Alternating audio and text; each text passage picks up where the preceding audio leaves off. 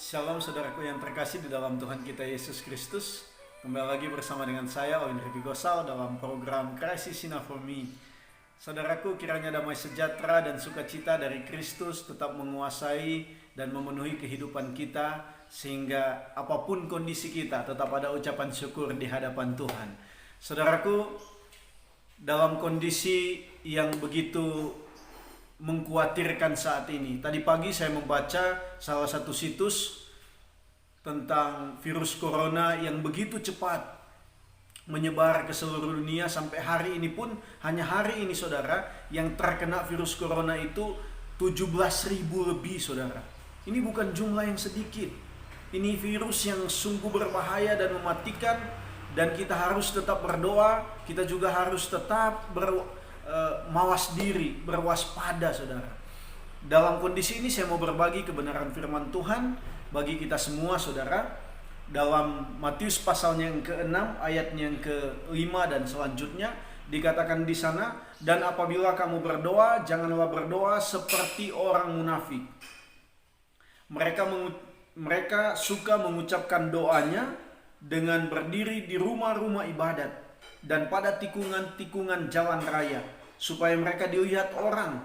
Aku berkata kepadamu, sesungguhnya mereka sudah mendapat upahnya.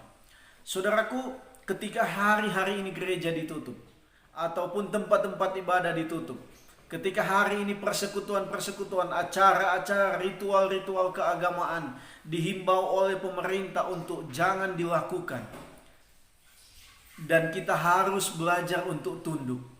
Saudara, ketika saya merenung bahwa sering sekali saya dan saudaraku ketika mengikuti ritual-ritual keagamaan, acara-acara gerejawi atau apapun itu, sering sekali kita jatuh dalam kesombongan rohani saudara. Kita berkata bahwa ketika saya ikut ritual-ritual atau acara-acara itu, saya adalah orang yang rohani, saya adalah orang yang dekat dengan Tuhan, saya adalah orang yang senang beribadah dan lain sebagainya. Bahkan kita mungkin mengejar seorang yang tidak ada dalam persekutuan itu saudara. Jadi ketika saya berpikir bahwa ternyata sering sekali acara-acara keagamaan menjadi ajang kita menyombongkan diri. Karena itu di dalam bagian ini Matius pasal 6 dikatakan jangan sampai kita berdoa dalam kemunafikan. Ternyata salah satu aktivitas rohani dalam kehidupan kita itu berdoa. Tetapi dalam doa pun orang bisa saja dikuasai oleh kemunafikan saudara. Ini sebenarnya salah satu hal yang sangat kontradiksi ya.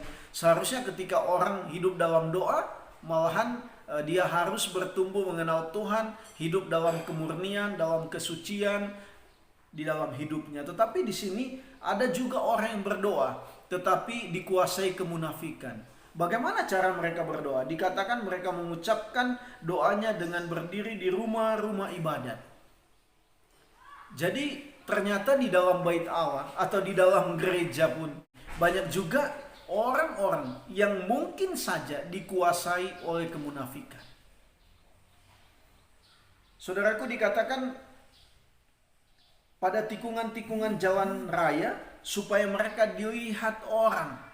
Nah ini, jadi motivasinya sudah jelas ya.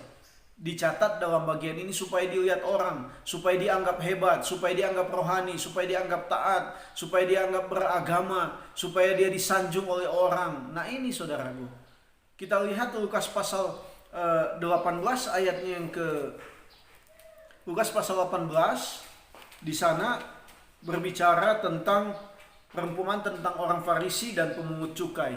Ayat 9 dan ayat 14. Kita tahu bersama cerita tentang kisah ini, bahwa ada dua orang datang ke bait Allah. Yang satu adalah orang Farisi. Dia datang berdoa dengan segala kebanggaannya. Apa yang sudah dia lakukan, dia katakan, aku tidak berzina, aku memberikan persembahan, aku orang yang tidak merampok, bukan orang lalim, dan lain sebagainya saudara. Dia membanggakan hidupnya. Tapi orang pemungut cukai ini datang dengan satu penyesalan, bahkan dia tidak berani untuk berkata-kata lebih di hadapan Tuhan. Dia hanya berkata, ya Allah, kasihanilah aku orang berdosa ini. Nah saudaraku yang terkasih, sebenarnya salah satu dikatakan orang yang berdoa dengan kemunafikan adalah orang yang seperti ini. Dia berdiri di rumah ibadat, menyampaikan segala kesombongan hidupnya yang sudah dia lakukan, supaya dilihat orang, didengar orang, bahkan orang ini merendahkan orang lain. Nah, ini yang sungguh dikecam oleh Tuhan, sungguh dibenci oleh Tuhan. Dikatakan mereka sudah mendapat upah, tetapi upahnya ada pujian dari manusia, bukan dari Tuhan. Saudaraku yang terkasih, bagaimana cara berdoa yang benar? Kita lihat di ayat yang ke-6. Tetapi jika engkau berdoa, masuklah ke dalam kamarmu, tutuplah pintu dan berdoalah kepada Bapamu yang ada di tempat tersembunyi, maka Bapamu yang melihat yang tersembunyi akan membalasnya kepadamu. Saudara, jadi ketika kita berdoa, hendaklah itu hubungan pribadi kita dengan Tuhan, keheningan kita dengan Tuhan, keteduhan kita dengan Tuhan. Tidak perlu dilihat orang. Jadi kerohanian kita, keaktifan kita untuk datang kepada Tuhan, gak perlu diketahui oleh orang, saudara. Gak perlu diumbar kepada orang lain. Kalau kita hanya mengumbar, sepertinya saya rohani dan orang lain tidak, apakah ini pekerjaan Tuhan? Apakah ini yang diinginkan Tuhan? Pasti tidak, saudara. Karena itu ketika saya renungkan kenapa hari-hari ini terjadi virus corona dan kita tidak bisa beribadah bersama, kita tidak bisa bersekutu bersama, salah satunya menurut saya, ini mau diuji kemurnian iman kita, ketulusan kita sering datang kepada Tuhan. Karena sering sekali orang Kristen datang kepada Tuhan hanya untuk dilihat orang. Datang ke gereja hanya untuk dilihat orang. Keluar dari pintu gereja, tidak ada sesuatu hal rohani yang membentuk hidupnya, yang mengubah hidupnya. Ini yang sungguh menyedihkan. Karena itu, mari saudara, hari-hari ini sebenarnya Tuhan mau untuk kita membangun hubungan pribadi yang penuh dengan ketulusan, motivasi yang benar di hadapan Tuhan, bukan untuk dilihat orang lagi. Ini saudaraku, jadi mungkin kita bergumul, kenapa saya orang yang mau disanjung orang, dilihat orang dalam rumah-rumah ibadat ketika memuji Tuhan. Mari kita bergumul supaya Tuhan memberikan kita hati yang tulus, hati yang murni, hati yang suci, untuk benar-benar kita datang kepada Tuhan dengan hati yang mau dekat dengan Dia. Ini yang kita renungkan, saudara. Tuhan Yesus memberkati kita semua. Shalom.